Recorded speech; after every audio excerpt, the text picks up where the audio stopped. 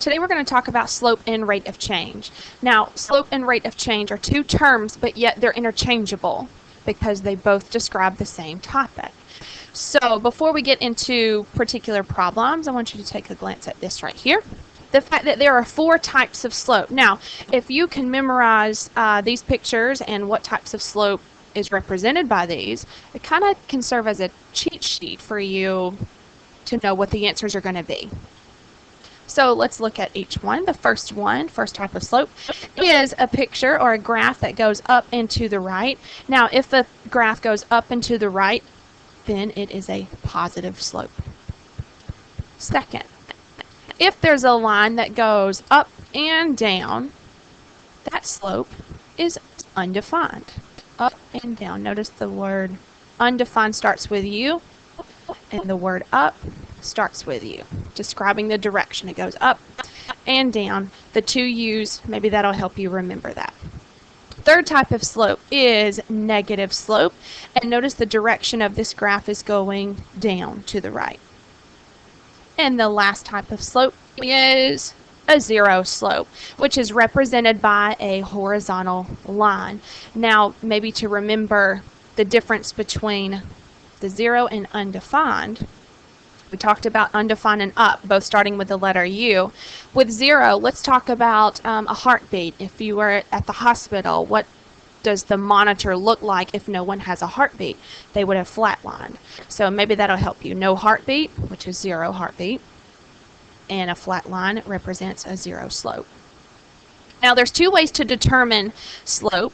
We have the slope formula. And slope is represented by the letter m, lowercase m. This is the formula. Y sub 2 minus y sub 1 over x sub 2 minus x sub 1. So the little 1s and 2s right here is referring to points coming from a particular graph. Now let's back up. A point is made up of an x value and a y value. So to find slope using the slope formula, we've got to have 2 different points. One set and a second set, or the first set and the second set. So you have to have 2 set of ordered pairs in order to use the slope formula. Now, another method is rise over run, and we'll talk about that a little bit more later in the lesson. So let's get going and let's work a problem. Let's go with this first example here. First example, we've got an ordered pair of 3 and -2, and our second point is -2, -1. And what I want you to do is I want you to figure out what the slope is. So I've got 2 sets of ordered pairs. This is prime opportunity to use the slope formula. So let's go with it. We know that the formula has subtraction signs in it. And we're going to take the y values, put them on top, subtract them from each other, and the x values on bottom and subtract them from each other. So the second y coordinate, I'm going to go ahead and say that this over here is my second set, and this is my first set, just to kind of stay in order. So my second y value will be -1.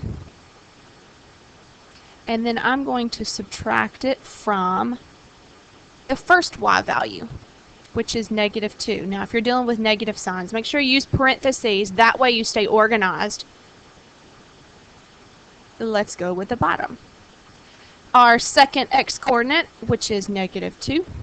And we're supposed to subtract it from the first x coordinate, which is 3. So we've got our numbers in the correct spot.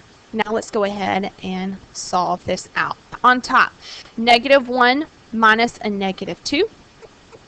We know the rule is if we're subtracting integers of different signs, you change the sign of the second and change it to addition. Some of you have seen this right here where 2 negatives make a positive. Either way, it's going to work. So -1 plus 2 is 1. Make sure you take the sign of the larger. And on bottom, -2 minus 3. -2 minus 3 is simply -5. So we have found our slope. let's look at another one. This would be a negative slope. So the picture would be something like this. It's going down to the right. Now the steepness may be a little bit different, but granted it's going down to the right.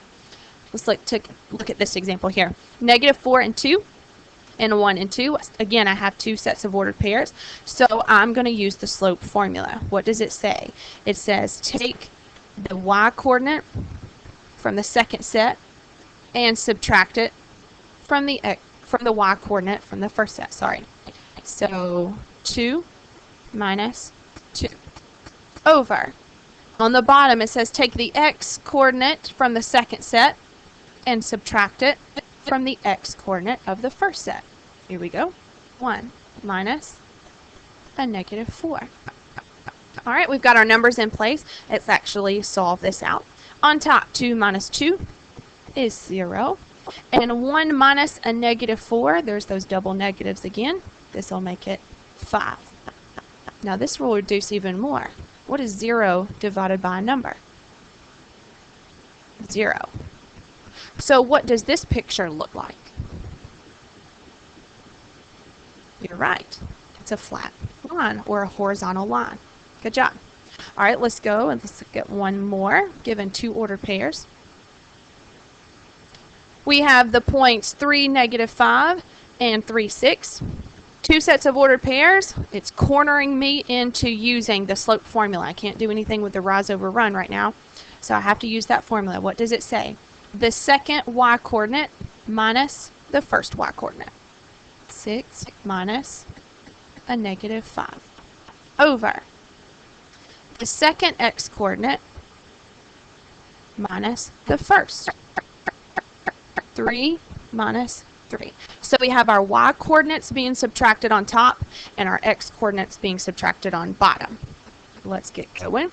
6 minus a -5. I hope you would say 11. And 3 minus 3 is 0. Notice 0 is on the bottom. This is not acceptable. Well, it is acceptable, but it just doesn't work out mathematically. This is a slope that would be going up and down, which is undefined. So notice the two. If 0 is on top, the slope is 0. If 0 is on the bottom, the slope is undefined. That's good to know. 0, the position of the 0 makes a difference. All right, let's go to some graphs. Let's now use rise over run. Rise over run. So the word rise is going to indicate if we're going to move up or down. Now, if we go up, that means that it's going in the positive direction. Going down, obviously we're going in the negative direction. And running, I like to say, let's always try to run to the right. That way our positive and negative values stay with that top number.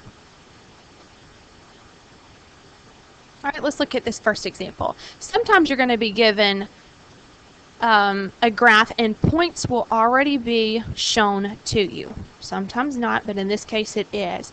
So we want to find the slope of this line. Let's go from this point to this point. What is the change that's happening here? Now, I can't pick out any other point on this graph simply because it doesn't cross the grid perfectly. And what I mean by perfectly is right where those lines intersect each other. So they're helping us out. They're showing us that the point A and point B are crossing perfectly on this graph. Now, if we always want to run to the right, that means we need to start on the left side of the graph. So let's start out at A. Now, in order to go from A to B, first thing we got to do is move either up or down. So if we're starting our pencil at A, how do we need to go in order to get to B? Do we need to move up or we need to move down? You're right, let's move up. So we want to get in the line directly across from point B, which is on this line right here. So let's do that. From A, let's count how many times we will go up. 1, 2, 3, 4.